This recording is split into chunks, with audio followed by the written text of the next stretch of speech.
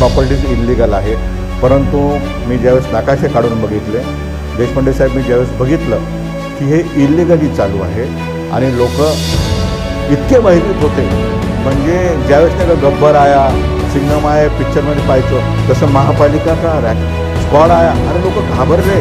त्या माझी भगिनी मागं उभी आहे, ते तुमची खानदानी दुश्मनी नाही, परंतु आम्हाला न्याय द्या. तुम्ही विनाकारण दंडेशाहीची भाषा करू नका, दहशतवादी फिरू नका, JCB बुलडोजर घेऊन आमच्या समोरून फिरू नका, तुम्ही तिथे थांबा. देश से लेकर शहर तक हर पल की खबर, शहर का सबसे तेज न्यूज नेटवर्क औरंगाबाद तक.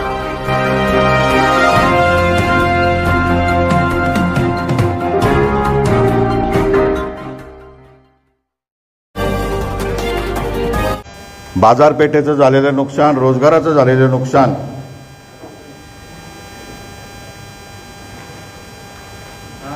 अनेकांना राहण्यापासून वंचित करून रस्त्यावर आणण्याचं पाप या महानगरपालिका प्रशासनाच्या वतीने करण्यात आलं. या पार्श्वभूमीवर शहरामध्ये ज्या ज्या ठिकाणी महानगरपालिकेने कारवाई केली व ज्या ज्या ठिकाणी महानगरपालिका कारवाई करणार, यासाठी सर्व ठिकाणी जाऊन सर्वांशी चर्चा करून एक ड्राफ्ट आम्ही त्या ठिकाणी तयार केला होता. आपण सर्वजण या कारवाईचे साक्षीदार आहात. मला आपल्या माध्यमातून काही प्रश्न या ठिकाणी विचारायचे, ते मी राज्य सरकारला त्या ठिकाणी विचारले. अतिक्रमण कारवाई म्हणजे काय? अतिक्रमणमध्ये एखाद्या शासकीय जागेवर कोणी अनधिकृत बांधकाम केलं असेल त्याला आपण अतिक्रमण म्हणू, परंतु शहरामध्ये काही लोकांनी जागा खरेदी केल्या, मग काही बॉन्डवर असतील, काही रजिस्ट्रीच्या असतील, काही लोकांनी गुंठेवारी केली, काहींनी बांधकाम परवाना घेतला, काहींनी येणे केलं. मुकुंदवाडी, चिकलठाणा, हर्सूल, पडेगाव, मिटमिटा हे सर्व परिसर नंतर महानगरपालिकेमध्ये समाविष्ट झाले. ती यांना त्या काळाच्या गावठाण, त्या काळाच्या ग्रामपंचायतीच्या नोंदी आहेत, ते नंतर शहरामध्ये समाविष्ट झाले.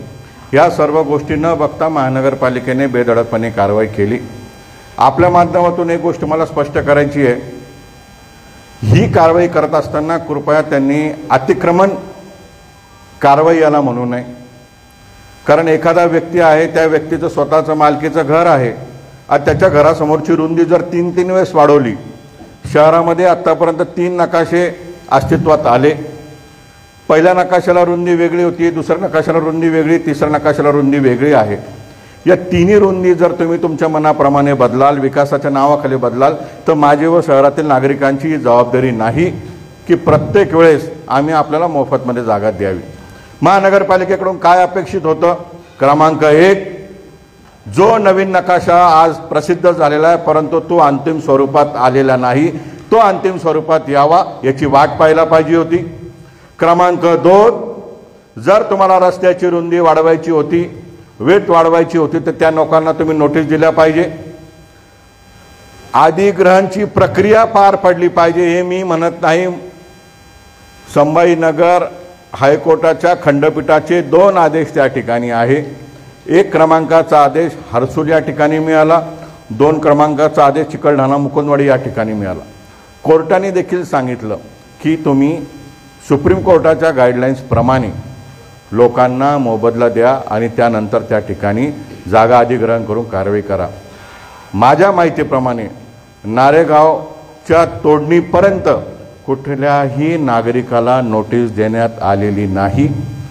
कोणत्याही ठिकाणी शासकीय मोजणी करण्यात आली नाही. प्रायव्हेट कन्सल्टंट लावून त्या ठिकाणी रस्त्याची मोजणी करून त्याची रुंदी तुम्ही ठरवली आणि रुंदी ठरवून बिनधास्त तुम्ही बुलडोजरने आमचे घरं पाडले. क्रमांक 3चा मुद्दा, कोणालाही तुम्ही अद्याप रुपयाचा मोबदला दिलेला नाही.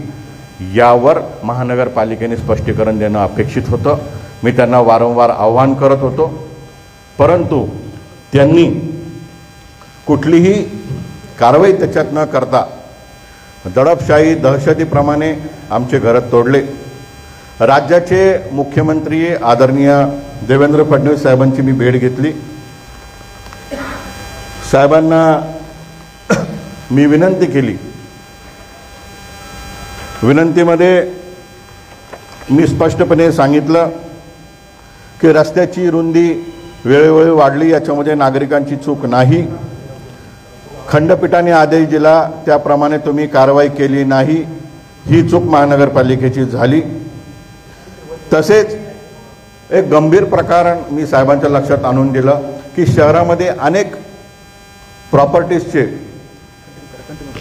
वाद आहे आणि ते वाद जमीन मालकाचे आहे, भाडेकरांचे आहे, कुठे एखाद्या शासकीय जमिनीशी संबंधित आहे। परंतु अशा ठिकाणचे प्रकरण न्यायप्रविष्ट असताना बिल्डर्सला किंवा जमीन मालकाला ती जागा मोकळी करून देण्यासाठी किंवा एखाद्याला जागा मोकळी करून देण्यासाठी देखील त्या ठिकाणी बेधडकपणे कारवाई करण्यात आली। दुसरा हेतू जो महानगरपालिकेचा होता की शहरामध्ये TDRचे दर वाढत चालले होते। बिल्डर्स असोसिएशनला मी आरोप करणार नाही, बिल्डर्स असोसिएशन चांगलं काम करते, परंतु काही बिल्डर्स ज्यांना फुकटमध्ये घेण्याची सवय आहे अशांच्या सांगण्यावरून TDR शहरामध्ये स्वस्त व्हावा म्हणून कारवाई झाली का? क्रमांक 2चा प्रश्न मी उपस्थित केला। क्रमांक 3चा मी प्रश्न उपस्थित केला तो विशेषतः माझं पडेगाव मिठमिठा परिसरासाठी होता की घाईघाईमध्ये तुम्हाला रस्त्याचं भूमिपूजन करायचं, त्यासाठी तुम्ही माझ्या भावांना बहिणींना रस्त्यावर आणलं का? आणि क्रमांक 4चा मी प्रश्न उपस्थित केला की सर्व प्रक्रिया होत असताना महानगरपालिका आयुक्तांनी कुठल्या अधिकाराचा वापर केला? मी राज्याचे मुख्यमंत्री आदरणीय देवेंद्र फडणवीस साहेबांचे आभार व्यक्त करतो। अतिशय गंभीररित्या गंभीरपणे शांतपणे त्यांनी माझं म्हणणं तासभर ऐकून घेतलं। मी त्यांना सांगितलं, उदाहरण आपण जालना रोडचं घेतलं तर जालना रोडचा नकाशामध्ये रुंदी 45 मीटर आहे, नवीन नकाशामध्ये 60 मीटर झालेली आहे आणि 60 मीटर करताना इनजस्टिस झालेले एकाच बाजूने त्या ठिकाणी वाढवण्यात आलेले आहे। तसंच पडेगाव सारख्या परिसरामध्ये जरी रुंदी 60 मीटर असेल परंतु तुम्ही अधिग्रहण केलेलं नाही। संजय नगरचा परिसर जो आहे इकडचा संजय नगर जालना रोडवरचा तिथले बांधव पण आलेले आहे की संजय नगर हा स्लम डिक्लेअर आहे आणि त्या ठिकाणी तुम्ही स्लम डिक्लेअर असताना टॅक्स लोक भरत असताना तुम्ही त्या ठिकाणी पाडून टाकलं। त्याच्यामध्ये देखील पर्याय होऊ शकत होता। ऑलरेडी त्या ठिकाणी ग्रीन बेल्टचा एरिया तो रस्त्यात घेता येऊ शकत होता, परंतु त्या रुंदी वाढल्यानंतर तुम्ही कुठल्याही प्रकारची नोटीस न देता त्या लोकांचं पाडलं। मग भवानीनगर चंपा चौकचा जो विषय आहे त्या ठिकाणी 30 मीटरची रुंदी आता 18 मीटर झालेली आहे, रिवर्स झालेली आहे, परंतु त्या ठिकाणी देखील आपण नोटीस दिलेली नाही। लोक भयभीत वातावरणात आहे। आपले अधिकारी एखाद्या फिल्म ॲक्टरप्रमाणे शहरामध्ये टोप्या घालून फिरताय, दहशतीचं वातावरण निर्माण करताय आणि वाटेल त्याच्या घराकडे चक्कर मारताय, लोकांना झोप येत नाही, याच्यावर कारवाई झाली पाहिजे। आणि मी जबाबदारीने सांगतो, एक मोठा प्रकल्प कंचनवाडी नक्षत्रवाडी भागामध्ये येणार आहे, ज्या ठिकाणी शासनाने 18 मीटरचा रस्ता केला म्हणजे हा नकाशा दोन्ही बाजूने महापालिका आयुक्त फिरवत आहे। कंचनवाडी नक्षत्रवाडी भागामध्ये नाथवडीकडे जाणारा रस्ता 18 मीटर आहे, परंतु त्यांनी ठराव घेऊन 36 मीटरची मागणी केली। कोणत्या बिल्डरला मोठा रस्ता तुम्हाला द्यायचा आहे ज्याच्यासाठी तुम्ही 36 मीटर या ठिकाणी करताय आणि गरिबाचे घरं पाडताय? याचं उत्तर देखील महानगरपालिका आयुक्तांनी द्यावं। जालना रोडला 45 60 लिहिलं, त्याचे तुम्ही बिना नोटीस पाडलं। नारेगाव सारख्या ठिकाणी तुम्ही रस्त्याची रुंदी वाढवली, त्या ठिकाणी तुम्ही पाडलं। मी या ठिकाणी ठामपणे महानगरपालिकेला सांगतो, ही मोहीम तुम्ही तात्काळ थांबवावी। राज्याचे मुख्यमंत्र्यांनी जो आदेश दिलेला आहे, माननीय मुख्यमंत्र्यांकडे जो मी विषय मांडला, विषयामध्ये मी असं सांगितलं, छत्रपती संभाजीनगर येथे महानगरपालिका रस्ते रुंदीकरणाच्या नावाखाली करत असलेल्या बंडेलशाहीकडे लक्ष वेधणे आणि सर्वसामान्य नागरिकांना जमीन अधिग्रहणाचा मोबदला मिळवून देण्याबाबत विनंती करण्याबाबत याच्यावर माननीय महानगरपालिका आयुक्तांना साहेबांनी आदेश केला। आता एक हर्सुलचा विषय तुम्हाला सांगायचा राहिला। हर्सुलमध्ये 2 वर्षापूर्वी G20 ज्यावेळेस झालं, नागरिकांचे घरं तुम्ही अधिग्रहण केले। अधिग्रहण केल्यानंतर राज्य सरकारच्या वतीने यादी प्रसिद्ध करण्यात आली, लोकांना मोबदला मिळाला। जी प्रक्रिया मी मागणी करत होतो ती प्रक्रिया लोकांना मोबदला मिळाला, लोकांना पैसे मिळाले आणि आज तुम्ही बिना नोटीस त्या ठिकाणी पाडायला चालले। म्हणजे तीच महानगरपालिका, तेच शासन 2 वर्षापूर्वी मोबदला देतं आणि तीच महानगरपालिका आणि तेच शासन आज 2 वर्षानंतर लोकांचे घरं पडायला निघतं। हे कोणाच्या दबावाखाली या ठिकाणी काम चालू आहे? हा सुलतानी कारभार कोणाच्या सांगण्यावरून आहे? दंडेलशाही कोणाच्या सांगण्यावरून आहे? असे प्रश्न मी राज्य सरकारला माननीय मुख्यमंत्री महोदयांच्या निदर्शन आणून दिले। माननीय मुख्यमंत्री महोदयांचे मी परत एकदा आभार मानतो। त्यांनी स्पष्टपणे सांगितलं आयुक्त महानगरपालिका तात्काळ तपासून कारवाई करावी आणि ज्या मी मागणी केली होती त्याच्यावर त्यांनी आदेशित केलेलं आहे की ताबडतोब जमीन अधिग्रहणाची प्रक्रिया करून लोकांना मोबदला त्या ठिकाणी देण्यात यावा। त्यामुळे संभाजीनगरमधील कोणत्याही नागरिकांनी आता दास्तावून जायचं नाहीये। मी महानगरपालिका आयुक्ताला तुमच्या माध्यमातून सांगतो, तुम्ही हायकोर्टाचं ऐकलं नाही, तुम्ही माननीय मुख्यमंत्र्यांचं ऐकणार का? जर तुम्हाला वाटत असेल की माननीय मुख्यमंत्री यांचं ऐकावं, कायद्याने ऐकलं पाहिजे, जर तुम्हाला दंडेलशाही करायची असेल तर इथून 5 दिवसाचा वेळ आम्ही सर्वजण त्यांना देतो।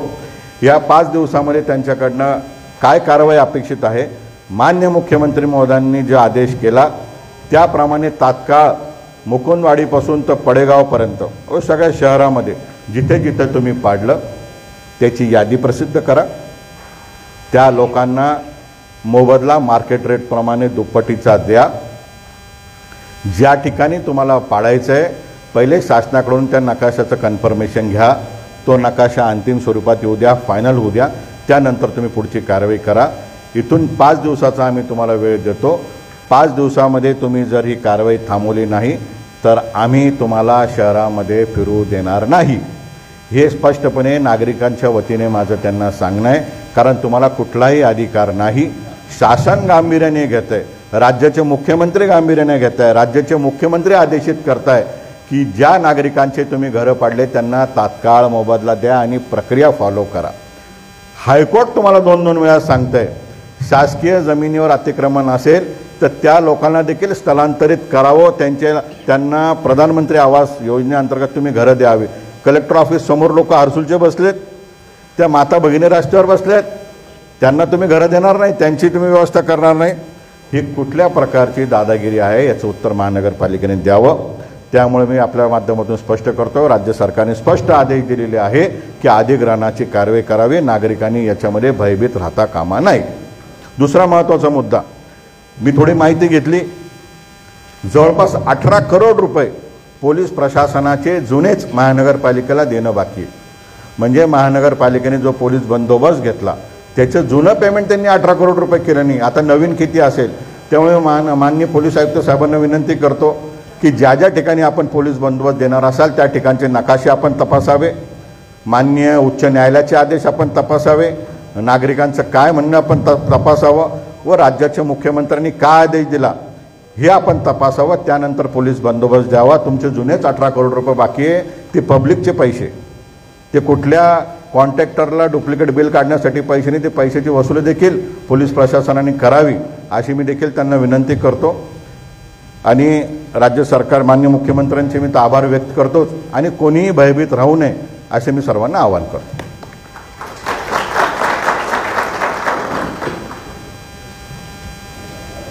मुख्यमंत्र्यांच्या भेटीला गेले होते, किती तक्रारी होत्या आणि महानगरपालिकेनं न्यायालयाचा आदेश ऐकलेला नाहीये, तर मुख्यमंत्र्यांचं ऐकलं। हे बघा, त्यांनी न्यायालयामध्ये माझ्याकडे काही कॉपीज आहेत, तुम्हाला देतो। न्यायालयाने स्पष्टपणे सांगितलेलं आहे एका ऑर्डरमध्ये की माननीय महानगरपालिकेने जे स्टेटमेंट केलं आहे की आम्ही कायद्याचं पालन करू, त्यांनी आश्वासित आम्हाला केलेलं आहे आणि सुप्रीम कोर्टाच्या गाईडलाईन्सप्रमाणेच कारवाई करू। सुप्रीम कोर्टाच्या गाईडलाईन्स काय आहे की एखाद्याचं अनधिकृत जरी घर असेल तर त्या व्यक्तीला तुम्ही नोटीस द्या, त्याला वेळ द्या आणि नंतर जागा अधिग्रहण करा। हायकोर्टाचं तुम्ही ऐकलेलं नाही आहे आणि ते वारंवार एकच सांगता की जे इल्लिगल घरं आहेत ते आम्ही तोडू। अरे इल्लिगलचा अर्थ काय? मग गुंठेवारी कशाला काढली शासनाने? तुम्ही रेग्युलराइज करू शकत नाही का? लोक पैसे भरतील। हे कुठल्या तरी बिल्डर्सच्या सांगण्यावरून चालू आहे असं माझं मत आहे की छोटे छोटे घरांच्या स्कीम्स अनेक प्रोजेक्ट शहरामध्ये आले, त्यांचे घरं विकल्या जावे याच्यासाठी आहे का? TDRचे पैसे कमी करण्यासाठी आहे का?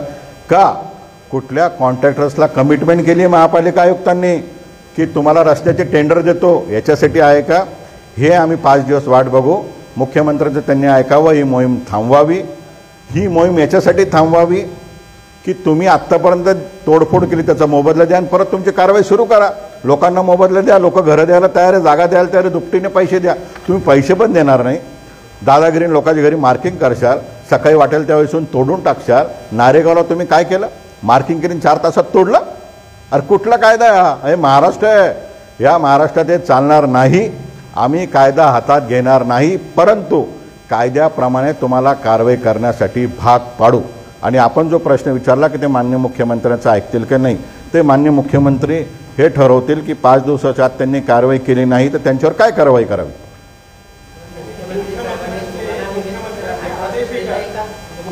माझा लेखी आदेश आहे, त्याची प्रत मी आपल्याला देतोय. माननीय मुख्यमंत्री महोदयांनी लेखी माझ्या पत्रावर त्यांना जो मुद्दा गंभीर वाटला त्याला अंडरलाईन केली आणि त्यांना जो गंभीर मुद्दा वाटला आणि त्यांनी आयुक्तांनाच सांगितलं की आयुक्त महानगरपालिका तात्काळ तपासून, माझं जे म्हणणं आहे, कारवाई करावी. तपासून कारवाई करावी म्हणजे तुम्ही जी तोडफोड केली ती लिगल आहे का इलिगल आहे, आणि कारवाई करावी. जो मोबदलाचा जो माझा पॅराग्राफ होता त्याप्रमाणे तुम्ही कारवाई करावी असे आदेश त्यांनी दिले. क्षणाचाही विलंब त्यांनी लावला नाही. मी तुम्हाला नकाशे दाखवू शकतो शहरामध्ये. आता गुंठेवारी पडेगावचे लोक आले आहेत, मिठमिठ्याचे लोक आले, यांना परवानगी असताना तुम्ही घरं तोडले. तर हे कुठेतरी थांबलं पाहिजे आणि याच्यावर आवाज उठवणं गरजेचं होतं. त्याच्यासाठी आम्ही सर्वजण एकत्र येऊन, आम्ही विकासाच्या विरोधात नाही.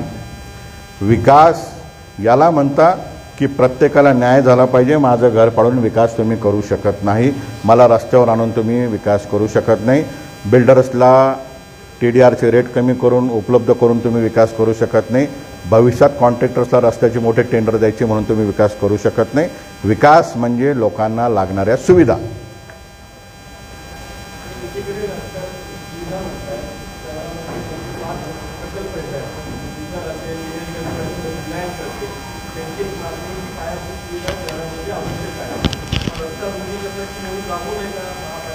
मी परत एकदा आपल्याला सांगतो की रस्ता रुंदीकरणाची मोहीम त्यांनी राबवावी.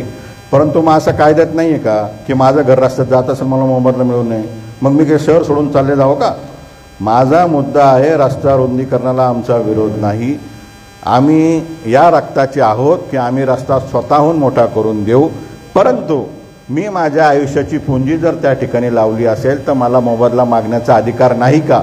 हा प्रश्न माझा या ठिकाणी आहे. बंद साहेब होते तर ते मोबदला दिल्यानंतर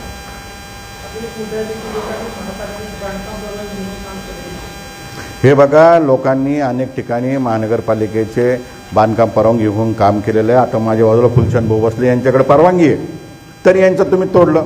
असे अनेक प्रकरणं आहेत शहरामध्ये. तर हे करत असताना महानगरपालिकेकडनं काय अपेक्षित होतं? रस्ता रुंदीकरण करण्यासाठी तुम्ही एक तर पावसाळा निवडला, ठीक आहे, पावसाळ्यात तुम्ही निवडला, तुम्हाला वाटलं तर तुम्ही नकाशे घेऊन त्या नागरिकांशी संवाद करायला पाहिजे होता. त्यांचा मोबदला तुम्ही डिसाईड करायला पाहिजे होता. आता चिकलठाण्यामध्ये ह्याच महानगरपालिकेचे आयुक्त बंडसाहेब होते, त्यांनी मोबदला दिला. मुकुंदवाडीला मोबदला दिला. आस्तिक कुमार पांडे असताना त्यांनी मोबदला दिला. म्हणजे महानगरपालिके आपले चव्हाण साहेब असताना जिल्हाधिकारी त्यांनी मोबदला दिला. हे स्पष्टपणे डिसाइडेड आहे की कोणालाही तुम्ही भूमिहीन करू शकत नाही. मोबदला देण्याची प्रक्रिया आहे. आणि आमची मागणी रस्ता करू नका ही नाही. रस्ता तुम्ही ताकदीने करा, परंतु रस्ता करण्यापूर्वी जे रस्त्यामध्ये ज्या लोकांचे घरं येत आहे त्यांना किमान तुम्ही मोबदला द्या. त्यांच्याशी चर्चा करा. म्हणजे एकाला एक नाही आणि दुसऱ्याला एक नाही. अनेक ठिकाणी आता स्वतः महानगरपालिका आयुक्तांचा जो बंगला आहे तो किती फूट रोडवर आहे. तुम्ही पूर्ण त्या घरा पाडत आले ताज हॉटेलपासून, त्यांच्या घराकडे तुम्ही बंद केलं का? महानगरपालिका आयुक्त त्या ठिकाणी राहता म्हणून तुम्ही ते कंपाऊंड वॉल तोडणार नाही का? अनेक शासकीय कार्यालय, महारसूल रोडवरती जेल आहे, जेलला तुम्ही जेलची कंपाऊंड तुम्ही तोडली का? अरे म्हणजे स्वतःच ज्या ठिकाणी आहे ते पाडायचं नाही. एखाद्या मोठ्या माणसाची वास्तू येत असेल तर तुम्ही ती पाडायची नाही.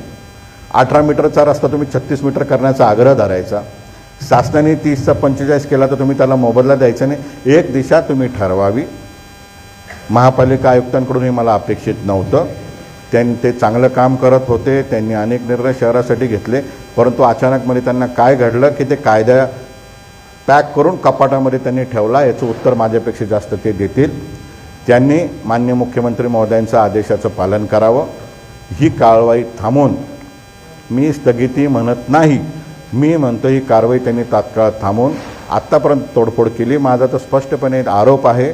मला एक प्रश्न असा आहे की त्यांच्याकडे यादी आहे का नाही? जसं चिकलठाणा मुकुंदवाडीच्या लोकांचे तुम्ही घरं पाडले, उदाहरण, त्यांची यादी तरी तुमच्याकडे आहे का? तिथं कोणाचे घरं होते? नोटीस दिली असती, मार्किंग झाली असती, तर किमान आपल्याकडे डेटा रेडी असता की रवी कावडे यांचं घर चाललं आहे, मग रवी कावडे यांचं किती स्क्वेअर फीटचं घर गेलं, मग त्यांच्याशी तडजोड झाली असती, मग ते म्हटले असते की मला बाजारभावाप्रमाणे पैसे द्या, त्या भागातले 60-70% लोक तयार झाले असते, 30 नसते झाले तर ते न्यायालयात गेले असते. परंतु तुम्ही रेकॉर्ड पण त्या ठिकाणी बोलवला नाही, बिनधास्तपणे तुम्ही तोडफोड केली, तर तुम्ही तोडफोड थांबवा. ही शासनालाही कदाचित मान्य होणार नाही, ही मॉरलही मान्य नाही, आणि असं तुम्ही वागू नका. आणि वारंवार सातत्याने काल्पनिक मुद्दे समोर आणले जात आहे की आम्हाला रस्ते मोठे करायचे, विकास करायचा आहे. माझं स्पष्टपणे या ठिकाणी अजून एक आरोप आहे की नॅशनल हायवेच्या नॉर्म्सप्रमाणे 60 मीटरचा रस्ता असेल तरच महानगरपालिकेला गडकरी साहेब पैसे देऊ शकता. मी गडकरी साहेबांची देखील भेट घेणार आहे, त्यांना देखील मागणी करणार आहे की कॉन्ट्रॅक्टर्सला कॉन्ट्रॅक्ट देण्यासाठी 60 मीटरचा आग्रह महानगरपालिकेने धरला, ज्याच्यामुळे हजारो कोटी रुपये शहरात येतील आणि त्याच्यामध्ये टेंडर हे मॅनेज केले जातील आणि त्याच लोकांना कामं भेटतील. हे पण यामागचं सत्य आहे, हे पण आपण सर्वांनी लक्षात घेतलं पाहिजे.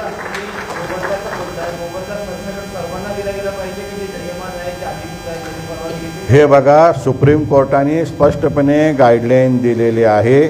तुम्हाला शासनाला रस्ता करायचा असेल, काय करायचं असेल आणि ती जागा जर त्यांच्या मालकीची असेल तर तुम्हाला सरसकट मोबदला दिला गेला पाहिजे. 2 नियम शहरांसाठी वेगळे वेगळे आहे.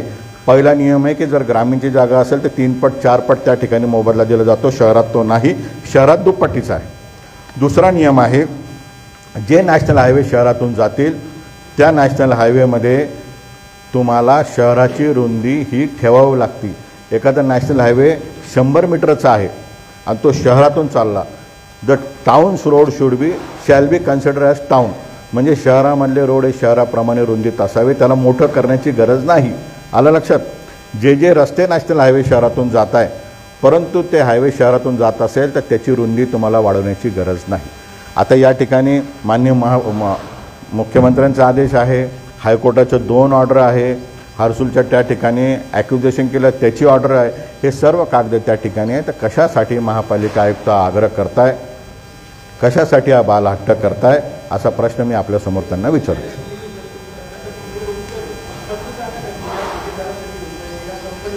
हे बघा, पहिला लढा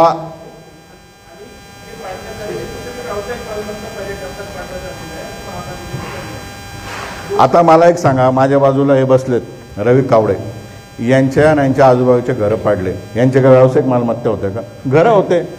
अहो घरं आहे, विषय काय आहे की तुम्हाला असा अधिकार आहे का? कायदा म्हणतो का पहिले तुम्ही व्यावसायिक मालमत्ता पाडा? कायदा काय म्हणतो? सुप्रीम कोर्ट काय म्हणतं? सुप्रीम कोर्ट असं म्हणतं की तुम्ही जर एखादी संपत्ती घेत असाल तर त्याला तुम्ही अधिग्रहण करा. आणि राहिला बिल्डर्सचा विषय, तर याचं उत्तर महापालिका आयुक्तांनी द्यावं. आज जो TDR 150-200 रुपये स्क्वेअर फीट आहे, उद्या 5-10 लाख स्क्वेअर फीट TDR मार्केटला आला तर सप्लाय अँड डिमांडमध्ये तो TDR 50 रुपयांनी कोणी घेईल का? आणि माझा अजून एक प्रश्न आहे, माझं घर जर 6 फूट जात असेल, माझी छोटी झोपडी आहे, 2 रूममध्ये मी राहतो, 1 रूम किचनमध्ये, माझ्या घराची रुंदी 6 मीटर आहे, मग 6 मीटरचा TDR घेण्याच्या कायद्यात तरी तरतूद आहे का? कोण बिल्डर माझ्याकडून 6 मीटरचा TDR घेईल? मी तर झालो ना भिकारी.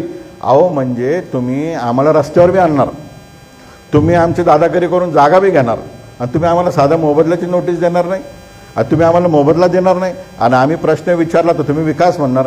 त्यामुळे माझं आपल्या माध्यमातून सांगणं आहे त्यांना की विकास याला आमचा विरोध नाही, रस्ता रुंदीकरणाला आमचा विरोध नाही, परंतु तुम्ही पहिला टप्पा, दुसरा टप्पा, तिसरा टप्पा, 5वा 1000 टप्पे करा, परंतु ते टप्पे करत असताना ज्यांचे घरं बाधित होत आहे, ज्यांच्या मालमत्ता बाधित होत आहे, त्यांना तुम्ही मोबदला द्या, त्यांना नगद स्वरूपाचा मोबदला. TDR आम्हाला नको. ज्या बांधवाला TDR पाहिजे असेल ते त्याची चॉईस आहे, महापालिका ठरवू शकत नाही. आणि ह्याच महापालिकेला मला आठवण करून द्यायची की ज्या दिवशी राज्य सरकारने हा पार्कली प्लॅन पब्लिश केला तर महापालिकेचे स्टेटमेंट तुम्हीच छापले की त्यांनी सांगितलं याच्यात अनियमितता झाली, सरकारने रस्ते बदलले, सरकारने वेगळ्या पद्धतीने केलं. मग जर हा नकाशा फायनल नसेल तर तुम्हाला कोणी स्वप्नात येऊन सांगितलं का? आणि जर तुम्ही एकीकडे कारवाई करता तर महानगरपालिकेमध्ये ज्या शेकडो फायली आज पेंडिंग आहे घराच्या बांधकाम परवानगीसाठी, नवीन रस्त्याच्या नियमाप्रमाणे, नवीन आरक्षणाप्रमाणे, मग त्या बांधकाम परवानग्या तुम्ही का नाही दिल्या? याचं उत्तर तुम्ही द्या की जर आता पप्पू पवार म्हणून हर्सूलचे एक रहिवासी आहेत, त्यांनी मला संपर्क केला. ते म्हणजे नवीन नकाशामध्ये माझी जागा वाणिज्य झालेली आहे, रहिवासी झालेली आहे, मी महापालिकेत अर्ज केला, परंतु ते मला सांगता की अजून प्लॅन पब्लिश नाही, आम्ही तुम्हाला देऊ शकत नाही. वाजिद जागीरदार म्हणून आझाद चौकचे अयूब जागीरदार, त्यांनी मला संपर्क केला. त्यांनी मला सांगितलं कि नए नक्शे में हमारा आमचं घर आता रेसिडेंस झालं आहे, पण हम महापालिके में गए तो बोलते नया प्लान पब्लिश नहीं है, हम परमिशन नहीं देंगे. म्हणजे एका नकाशाला तुम्ही तोडमोड करता, एक बाजू तुम्ही धरता की परमिशन देता येत नाही, एकीकडे तुम्ही सांगता रस्ता बडा हो गया, चलो चलो निघलो. शासनाने अनेक ठिकाणी एसआरएमध्ये मुंबईला काय कारवाई होती, अरे झोपडपट्ट्याला तुम्ही रेग्युलराइज करून घरं देताय, प्रधानमंत्र्यांचं स्वप्न आहे कोणी बिना घराचं राहणार नाही आणि तुम्ही बिंदासपणे घरं पाडताय. हे कुठंतरी थांबलं पाहिजे. आणि दुर्दैव आहे की अशी गोष्ट शहरातले सर्वजण उघड्या डोळ्याने बघताय. हाँ, ये देखो हर एक के बारे में सुप्रीम कोर्ट की गाइडलाइन है और मैंने यही मेरे निवेदन में कहा था कि सुप्रीम कोर्ट के गाइडलाइंस, मुंबई हाईकोर्ट के गाइडलाइंस के अनुसार और लैंड एक्विजिशन एक्ट के अनुसार यहाँ पे कार्रवाई नहीं की गई है. वो कार्रवाई के बारे में आप आयुक्त को पूछो. माननीय मुख्यमंत्री जो ने स्पष्ट कहा कि माननीय आयुक्त महानगर पालिका, इसके बारे में आप पूरी इंक्वायरी करके कार्रवाई करो. कार्रवाई का अर्थ है कि जिनके जिनके घर टूटे हैं उनको आप मुआवजा दो और जिन्होंने ये किया है उसका पूरा अहवाल गवर्नमेंट को सबमिट करो. हम 5 दिन का उनको समय देते, अगर 5 दिन में नहीं करते तो हम उनको रास्ते पे घूमने नहीं देंगे, कायदे से घूमने नहीं देंगे. और इसके बाद कि हमारा अगला टप्पा है कि ये किसके बोलने पे हुआ, by name ji Shrikant ji, administrator municipal corporation Chhatrapati Sambhaji Nagar के बाय नेम से मैं हाईकोर्ट में जाऊंगा, मैं सीवीसी के पास जाऊंगा, सेंट्रल विजिलेंस कमीशन के पास जाऊंगा, मैं भारत सरकार के पास जाऊंगा, मैं सीआईडी के पास जाऊंगा और शहर के लोगों को मैं न्याय लेके दूंगा.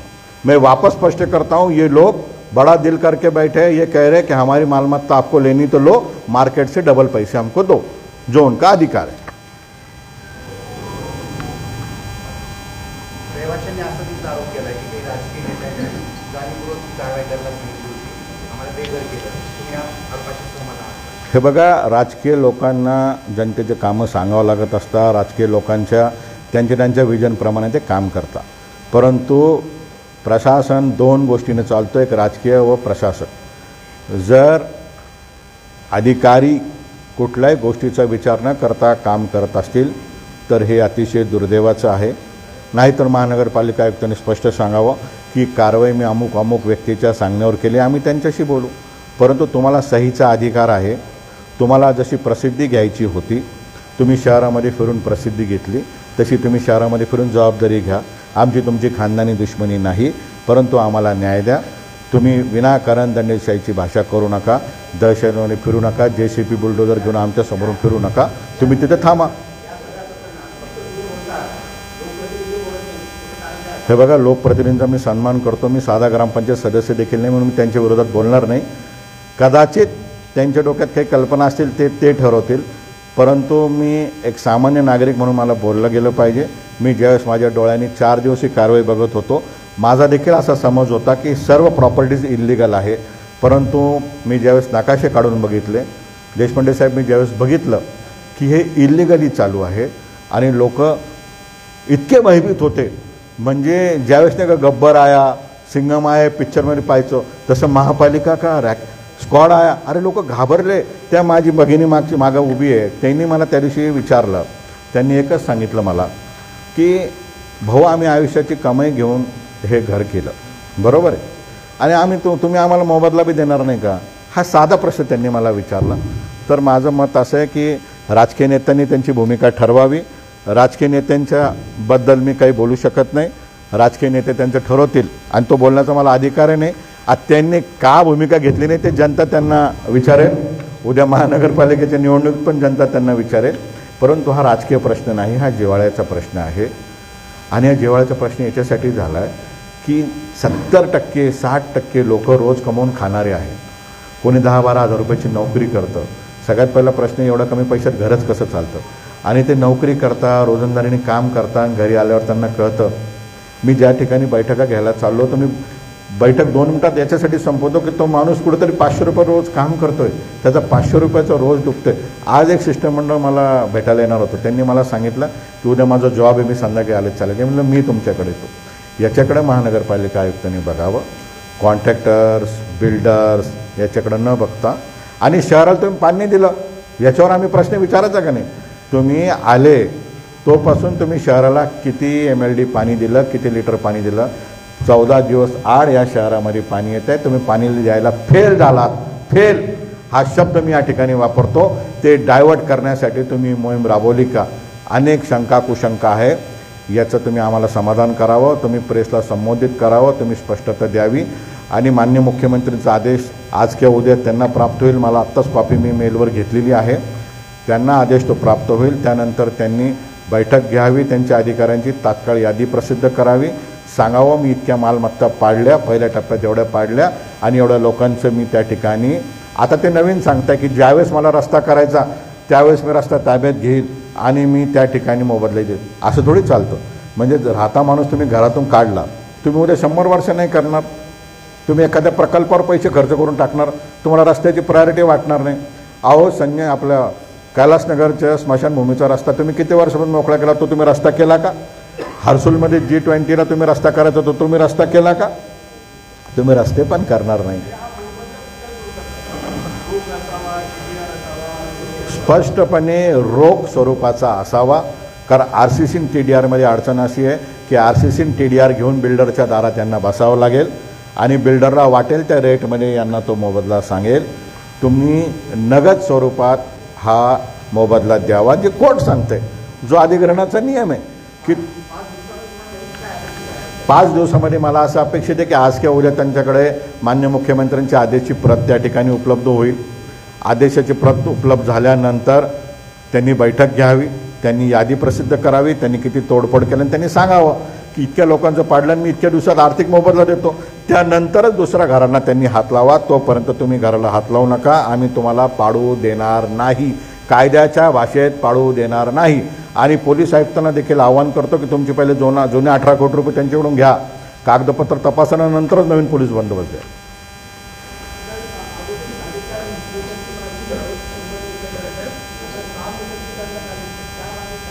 हे बघा, हा नकाशा लोकांचे सजेशन ऑब्जेक्शन पेंडिंग आहे. त्याच्यावर शासनाचे सचिव निर्णय घेतील. त्या ठिकाणी देखील माझा पाठपुरावा चालू आहे. प्रॅक्टिकल परिस्थितीनुसार जिथं जेवढ्या रस्त्याची रुंदी आहे तीच तुम्ही करावी, विनाकारण कोणाला अडथळा आणू नये. आणि जिथं गरज असेल तिथे बिनधास्त मोठा रस्ता करावा. परंतु शेवटी ह्या पत्रकार परिषदेतून माझं एकच म्हणणं आहे की राज्याच्या मुख्यमंत्र्यांनी स्पष्ट आदेश दिले, लोकांना मोबदला द्यावा. आतापर्यंत जी कारवाई केली ती तुम्ही तपासावी, स्वतः तपासावी आणि तात्काळ कारवाई करावी. मोबदल्याची कारवाई त्यांच्याकडनं अपेक्षित आहे. धन्यवाद. आपण सर्व आलात.